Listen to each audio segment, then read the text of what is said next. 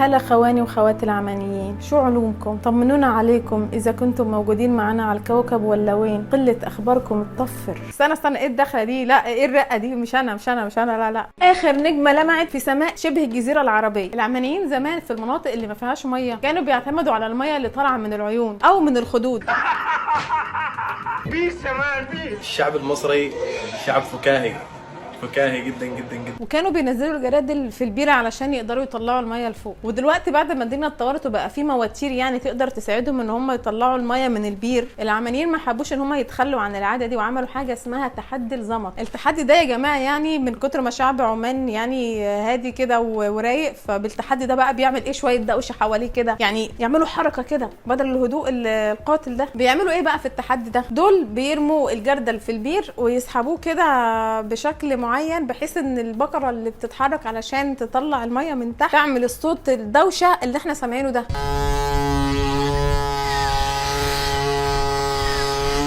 مستحيل، الصوت ده مستحيل. ايوه يا جماعه، هي دي الدوشه بالنسبه للشعب العماني الرايق. ده بقى فريق، في بقى فريق تاني بيعمل نفس الموضوع ده، في بقى حكم بيحكم مين بقى الاشطر ومين بقى اللي طلع ميه اكتر والكلام ده. التحدي يا جماعه بيفضل شغال من اول الساعه 5 لحد الساعه 4 الفجر، والفايز هو اللي بيعمل لحن مظبوط. ايه الروقان ده؟ ده اروق من اكتوبر اللي انا عايشه فيها، وانا اللي فاكره ان اكتوبر رايقه. فعلا يا جماعه ده تحدي ما يعملوش غير شعب رايق قوي. شعب عمان من كتر ما هو هادي وغلبان، من كتر ما اسمهم ما بيجيش لا في اخبار ولا في ترندات. يعني من المرات النادره كده اللي احنا سمعنا فيها اسم عمان لما السلطان هيثم بن طارق جه زار الرئيس السيسي عندنا في مصر هنا من كام شهر. نظرا لندره ذكر عمان كده، الاردن استغلوا الموضوع ده وخدوا اسم عمان بس حطوا عليه رتوش، خلوه عمان وخلوها اسم العاصمه بتاعتهم. وانا كده بتكلم صح ولا انا جبت ام العيد؟ استمر والله يعطيكم العافيه. ابداع والله. انت يعني لو نزلت كده في الشارع وسالت اي حد عن عمان هيقول لك صدقني انا لو اعرف اقول لك. 25 سنة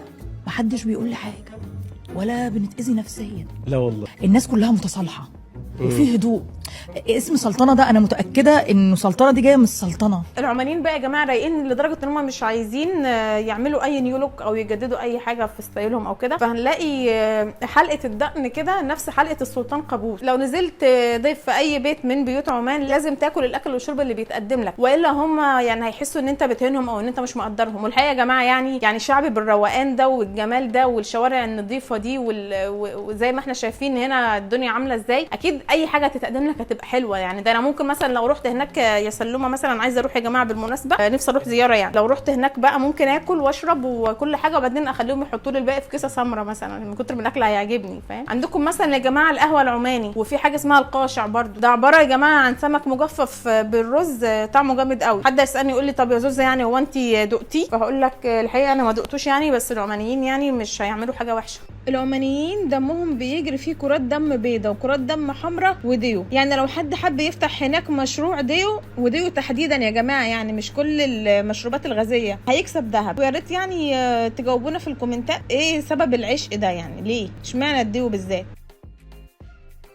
عارفين يا جماعه ان عمان فيها سوق بيبيعوا فيه الفاكهه بالمزاد، يعني من كتر الروقان هم عايشين في الحاجات اللي كانت بتحصل من 100 سنه مثلا. 9 10 11 8 40 47 8 9 6 بيسلوا نفسهم يا جماعه، يعني ده بالنسبه لهم مش بس ان هم بيشتروا الفاكهه، هم بيتسلوا. بصوا هنا في بنوته مصريه راحت السوق وبتحكي تجربتها يعني اللطيفه. لو تشوفوا وشوش العمانيين يعني بشوشه جدا وبيضحكوا وبيهزروا.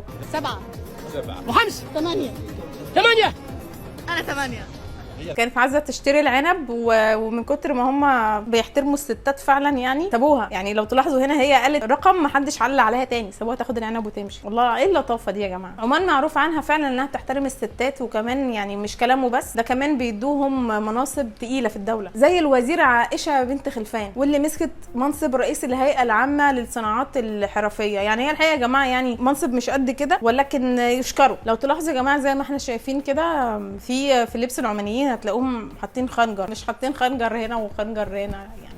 في قلب الهدوم كده. حد يا جماعه هيسالني مثلا يقول لي يا زوزه هو ايه سر الخنجر اللي موجود دايما في ملابسهم ده؟ هم انت مش لسه بتقولوا ان هم شعب رايق وهادي ولطيف؟ يعني ازاي بقى؟ الحقيقه ان الخنجر ده موجود في التراث العماني يمكن من اكتر من 1000 سنه تقريبا، وبيرمز للشجاعه والكرامه، وبيسوق في المناسبات غالبا والافراح. بس انا يعني كلمت واحده صاحبتي عايشه هناك قالت لي ان هي بتشوف ناس كتير لابسينه مش في مناسبات، يعني كانه زي تقليدي عادي ماشيين بيه في الشارع. والعاده دي يا جماعه برده موجوده في الزي بتاع اخواتنا اليمنيين، وهنا احب ادحرج عليهم التماسي واقول لهم ربنا يفك الضيقه باذن الله واليمن يرجع اليمن السعيد، وتعزموني بقى اروح ازور اليمن. عدد سكان عمان حوالي 4.5 مليون مواطن، وعدد المساجين حوالي 1000 واحد بس، ودي اقل النسب للمساجين على مستوى العالم كله. واللي جاي يا جماعه اصلا يعني جاي في مشاكل عاديه جدا، يعني زي مثلا ان هو استخدم مثلا الكلاكس اللي هو البوري، مسميون البوري عندكم بصوت عالي مثلا، او قطف ورده من بستان، او مشي مثلا على سرعه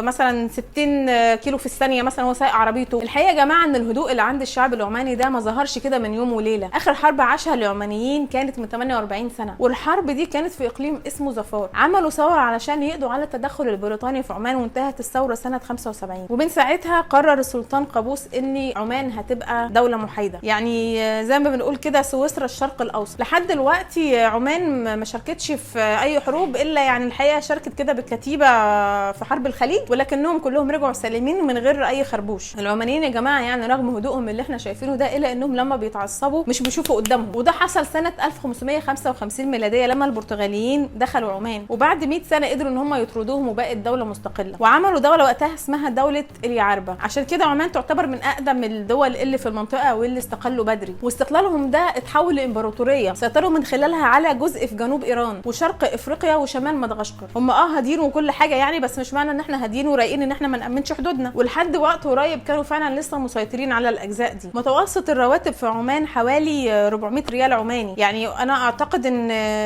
هو النسبه زادت اكتر من كده. يعني يا ريت تقولوا لنا في الكومنتات يا جماعه متوسط الرواتب حاليا عندكم ايه، عشان اكيد يعني لو عملت سيرش للصبح مش هعرف. يعني يا ريت حد من هناك بقى يا جماعه يعرفنا، لان انتوا زي ما انتوا عارفين يعني ما لكمش حس. وتعتبر عمان من اكتر الدول اللي فيها دخل عالي، وده لانها دوله نفطيه، يعني عندكم قد كده يعني بترول، اللهم لا حسد او بحسد. يعني هتقولوا مثلا يا زوزه بما ان هم شعب رايق كده وعندهم ما شاء الله فلوس كتير، ايه يا ترى اكتر الدول اللي هم بيحبوا يروحوا يزوروها ويتفسحوا فيها؟ هم بيحبوا يروحوا دول شرق اسيا زي اذربيجان، اندونيسيا، ماليزيا، تايلاند. يعني حتى لما بيروحوا يتفسحوا في حته بيروحوا يتفسحوا في حته برضو هاديه وبعيده عن الدوشه وبعيده عن مش عارفه اقول ايه ولا ايه. انا حاسه ان الحلقه دي يا جماعه اساسا هاديه جدا ورايقه جدا، وانا عندي سلام نفسي. انا ما اعرفش هم بهتوا عليا ولا ايه. وعمان يا جماعه ما فيهاش اكتر من الاماكن السياحيه، واكتر جنسيات متواجده فيها بتتسوح فيها الروس والالمان، وبينزلوا مثلا مسقط علشان يستمتعوا بالبحر. الميه زرقاء ونقيه ومليانه شعاب مرجانيه. الله دي تاني قافيه اجيبها. الناس دي وشها حلو عليا يا جماعه، انا بقالي كذا حلقه مش عارفه اجيب اي حاجه فيها قافيه كده، وكمان مشهورين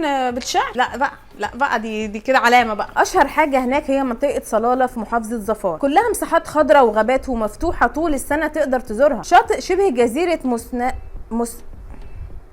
يعني بص هكتبها لكم اهي، فيها اكتر من مركز للغطس والتجديف، وفيها جنينه للاسماك، ده غير طبعا الاسماك والشعب المرجانيه اللي هتشوفها لو دخلت البحر. ويا سلام بقى لو خدت لك رحله لمضيق صندم، هتلاقي هناك الدلافين مستنياك، والميه بتاعته صافيه جدا، يعني ما تتخيرش كده عن ميه مطروح اللي عندنا. حصن النخل ده واحد من اجمل الاماكن الاثريه هناك. الحصن ده اتبنى في القرن ال13، واكتر حاجه هتعجبك هو منظر الريف العماني من فوق الحصن. محافظه ينزوي يا جماعه بقى فيها جبل اسمه الشمس، وده ارتفاعه كبير بيوصل ل 3100 متر، لدرجه انه بيقع فوقه تلج في الشتاء، يعني زي ما بنشوف كده يعني في اوروبا. اما في الصيف وده احسن وقت بالمناسبه يا جماعه تقدروا تزوروا فيه، فبتكون درجه الحراره هناك 25 بالكتير، مش بتزيد عن كده. ودي حاجه غريبه طبعا في عمان، ان احنا متعودين ان هي يعني درجه حرارتها عاليه. لو انت بقى بتحب الصحراء والمغامرات بقى، ففي رمال وهيبه هي احلى مكان تزوره. تجهز الفور باي فور بتاعتك بقى وتفحط براحتك فوق الرمله. تفحط يا جماعه يعني اللي هي تخمس كده بالمصري. واخيرا وليس اخيرا، الريف الريف العماني وهو جاذب كبير للسياح، واشهر حاجه هناك هي قرى الجبل الاخضر لانها موجوده من زمان ومحفوره في الجبل، وبيزورها السياح عشان يفكوا عن اعصابهم كده وعن نفسيتهم بالمشاهد الطبيعيه اللي هناك. اشهر حاجه موجوده في مسقط هي القلاع، زي قلعه مسقط برضه، ودي لما تطلعها هتشوف منظر من احلى المناظر اللي ممكن تشوفها في حياتك. هتلاحظ ان المدينه كلها متلونه بلونين بس، ابيض او اصفر رملي، ودي الالوان الرسميه هناك. وفي كمان قلعه الجلالي والميرالي. وحد هيسالني مثلا هيقول لي طب يا زوزة يا ترى ليه مسقط مليانه قلاع كده؟ لان المدينه كانت مطمع لكل الاوروبيين كانوا عايزين يستولوا عليها، فكانوا بيبنوا قلاع علشان يقدروا يدافعوا عن المدينه. منطقه مسقط القديمه فيها القصر اللي بيقعد فيه السلطان. ايوه يا جماعه ما تستغربوش، يعني هم عندهم مسقط القديمه ومسقط الجديده زي ما احنا عندنا مصر القديمه ومصر الجديده. ولو نلاحظ ان هو قاعد في مسقط القديمه يعني ده يدل ان هو قريب من الشعب بقى ومتواضع. يعني هي الحقيقه انا مش عارفه هو يبقى متواضع مع مين، يعني هي عمان كلها سلاطين وملوك، وحتى اللي مش ملك باللقب هو ملك باخلاقه وامير باخلاقه.